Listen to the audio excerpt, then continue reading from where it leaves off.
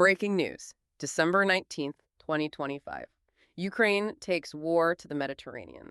This single headline, it marks an entirely new front in the war, a global escalation that has defense analysts, well, scrambling to understand what it all means. The war has just leaped across continents. I'm Alex, joining you with Arya in the latest deep dive by Defense Report for a sharp, no-nonsense breakdown of the latest in global defense news, military technology, and strategic developments. And today we're going to cover what might be the most ambitious, the most daring military operation Ukraine has launched since the invasion began. We're going to show you how Kyiv is using asymmetric warfare to cripple Russia's financial lifeline thousands of miles from any front line. For those of you tracking this conflict, this is essential listening. We're breaking it all down. 4. Subscribe to Defense Reports, your go-to source for timely, in-depth military and defense reports. Right. Our mission today is to really analyze the fallout from the strategic, the technological, the geopolitical fallout from Ukraine's unprecedented deep strike campaign.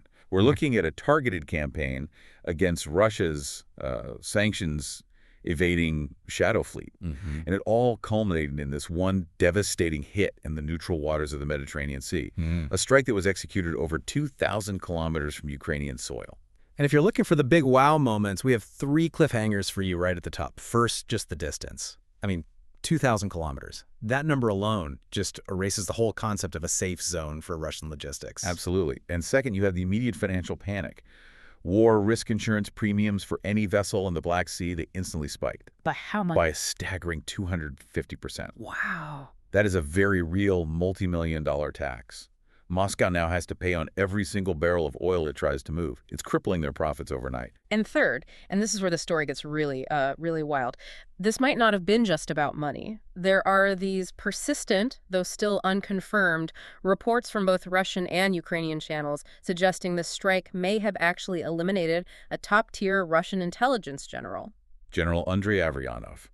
If that's true, we're not just looking at economic warfare. We're looking at a decapitation strike. Let's start there then. Let's unpack the operational details of this Mediterranean breakthrough, because this is the moment the map of this war changed for good. Okay, so on December 19th, the Security Service of Ukraine, the SBU, and specifically their elite Alpha unit, they're the ones who executed this long-range strike. And the location you mentioned is so important, neutral waters in the Mediterranean. Exactly. Russia was operating under this huge assumption that once their ships passed through the Turkish Straits, the Bosporus and Dardanelles, they were home free, in a safe, blue water sanctuary, far away from any Ukrainian weapons. That perception is now, completely shattered? Completely shattered. Russia now has to rethink the security of every single global logistics route they have. And the target itself, the crude oil tanker, QNL. It's the perfect example of what Ukraine is trying to dismantle. Okay, so tell us about the QNL. From the reports, it's an older ship, right? Built in 2006, Omani flag, over 115,000 deadweight tons. So why this one? Because it is the quintessential shadow fleet vessel. It ticks all boxes. Our sources confirm it was already sanctioned by both the EU and the UK's Financial Sanctions Office. And this ship does what they all do. It hides. It uses rapid flag hopping. It constantly changes its identity. It used to be called the Spark, the Oil Star, the Ionia. So it's all designed to obscure the paper trail and make sure the money, the petrodollars, flow right back to Moscow's war machine. Precisely. So from Kyiv's point of view, this isn't an attack on a civilian ship. It's an attack on military financing. How does the SBU actually justify that legally? Well, their strategic rationale is pretty clear. The SBU stated that they consider these vessels to be absolutely legitimate targets under the laws of war. Their argument is that any ship that is actively being used to bypass international sanctions to generate that petrodollar revenue. The revenue that's directly funding the war. Exactly. That ship forfeits its protected status. It becomes a military economic asset. This is economic warfare, plain and simple, just carried out in deep water. There was also a key detail the sources mentioned about the environmental side of this, about the QNL's cargo. Yes, and this is crucial. The SBU source made it very clear that the vessel was empty. It was not carrying cargo at the time of the attack. So that was a deliberate choice. It seems so. It signals that Ukraine actively chose a target profile to minimize the risk of a catastrophic oil spill in the Mediterranean. It would have been much easier to hit a fully laden tanker, but that would have been an environmental disaster, which it seems Kyiv is trying very hard to avoid. Which brings us to the most, unsettling part of this, the decapitation claim. The unconfirmed reports that GRU General Andrei Avryanov was killed on that tanker. The claim is it's explosive, And we have to stress it remains unverified. But to understand the sheer magnitude of this, if it's true, we have to look at who Avryanov is. He isn't just another general. Intelligence experts describe him as a master of shadow warfare, maybe the one figure closest to Putin who coordinates the Kremlin's most sensitive and dirty operations abroad. And his alleged track record is, well, it's chilling. He's tied to commanding the notorious Unit 29155, the GRU's subversion and assassination squad in Europe. He's been linked to the Novichok poisoning of Sergei Skripal in the UK, allegedly to the plane crash that killed Yevgeny Prigozhin, and coordinating sabotage against EU infrastructure. Which leads to the massive question. What on earth was one of Russia's most powerful, most secretive military intelligence officers doing on a rusty, sanctioned oil tanker in the middle of the Mediterranean? And that's the real strategic insight here, isn't it? It suggests that the GRU isn't just aware of these schemes, they're deeply embedded in them. Right. The shadow fleet is more than just a way to move oil. It's being used as a clandestine, mobile platform for high-value personnel, for intelligence operations, a perfect gray zone asset. And if you connect those dots, the implication is that this fleet is a critical nerve center for Russia's hybrid warfare against the West.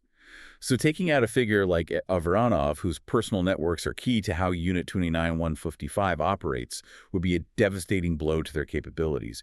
It shows Ukraine's intelligence can reach right into the heart of the Russian power structure, miles from any battlefield. So this one operation, it's not just about sinking a ship. It's about taking a sledgehammer to the entire economic and operational backbone of Russia's maritime strategy, which I think leads us right into the anatomy of the shadow fleet itself. Let's just talk about the scale for a second. Russia's shadow fleet has grown to about 1,400 vessels. 1,400. It's a staggering number. It's something like 17% of all tankers in the entire world.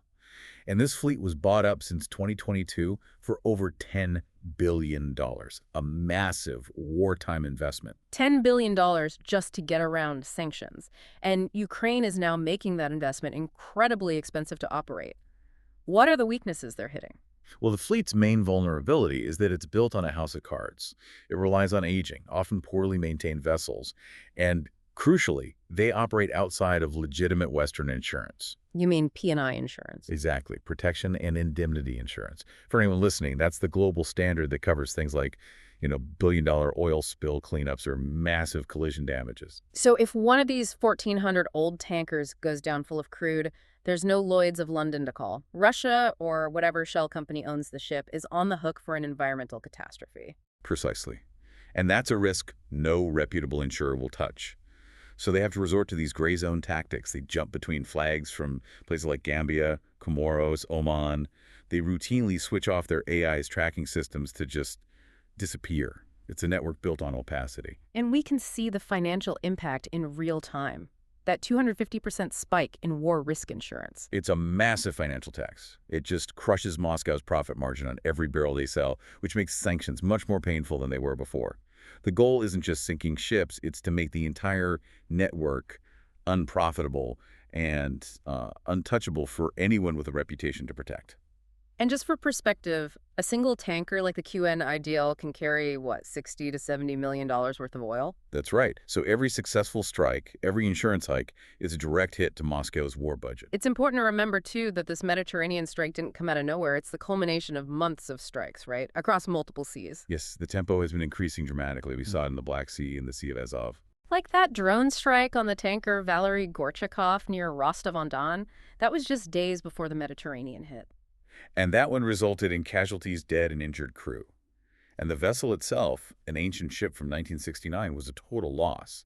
It sank right at the pier. We also saw those earlier strikes on the tankers Kairos and Virat off the Turkish coast, which really worried Ankara because of how close they were to Turkey's waters. Exactly. What stands out to me is that the campaign isn't just pushing west, it's also pushing into areas Russia thought were totally safe, like the Caspian Sea. That is a huge strategic expansion.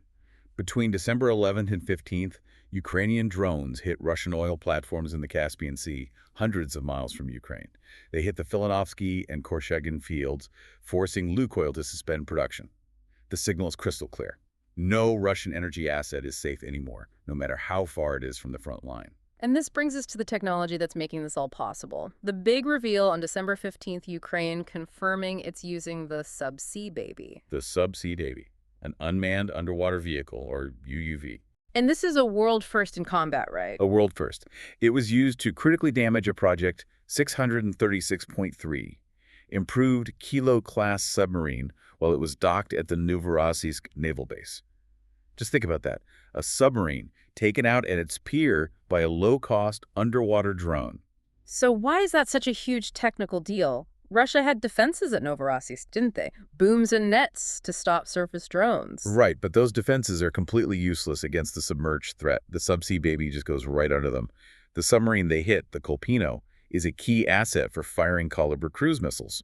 So by hitting it at its mooring, Ukraine is directly degrading Russia's ability to project strategic power. And the intelligence behind these strikes is also fascinating. The footage the SBU released, it didn't look like it came from the drone itself. No, it didn't. It looked like it came from compromised Russian harbor security cameras. So they have over-the-shoulder eyes inside a secure Russian naval base. That's what it suggests. It allows for surgical precision. They know exactly where to hit and when to cause the most damage with these low-cost systems. Of course, this kind of success triggers a response. Russia immediately promised retaliation, vowing to cut Ukraine off from the sea. And we saw that retaliation very quickly. Russian Shahed drones hit the port of Kornomorsk. They damaged a Turkish-owned Panamanian-flagged cargo vessel, the Sanctioned. And that ship was reportedly carrying generators for Ukraine's power grid. Yes, so it's a direct, almost tit-for-tat response. It also highlights the increasingly indiscriminate nature of Russia's retaliatory strikes. And all of this puts Turkey, a key NATO member, in just an impossible position. An incredibly difficult position. Ankara tries to maintain this careful neutrality, but now they're forced to condemn both sides. They condemn Ukraine for the strikes near their waters, posing risks to navigation. And then they have to turn around and condemn Russia for attacking Turkish-owned ships like the Sanctioned. Turkey is caught squarely in the middle of a maritime war that has now gone global. Which brings us back to that legal and ethical tension. The SBU frames their actions as legitimate acts of war. Targeting vessels that are directly funding aggression. But at the same time, you have the International Maritime Organization condemning these attacks, arguing against targeting any civilian merchant ships because it puts crews and the environment at risk. The casualties on the Valery Gorchakov show that risk is very real. Right. And the precedent set by this Mediterranean strike is immense. It signals a move toward a truly borderless conflict at sea, where a vessel's function as a military economic asset completely overrides its geographic location. The whole idea of a maritime safe zone is being challenged. So to wrap this all up, what does this mean for you, for global security?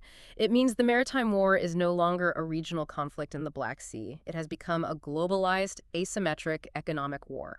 The focus is to systematically sever Russia's multi-billion-dollar financial lifeline and to neutralize its shadow logistics. And the technology here is key. The successful use of these long-range drones, and especially these pioneering submersible UUVs like the Subsea Baby, it signals that the very concept of a safe blue water sanctuary for any naval asset or sanctioned vessel is now fundamentally obsolete. So the big question is, what does this mean for naval doctrines everywhere? When a low-cost autonomous system can sneak into one of the world's most protected ports and cripple a modern submarine, what does that mean for the future? Every single maritime nation has to be rethinking its security right now. You've been listening to Defense Report by Alex and Arya, where we analyze the latest in military strategy, global defense, and advanced weaponry. Subscribe to Defense Reports, your go-to source for timely, in-depth military and defense reports. We'll catch you next time.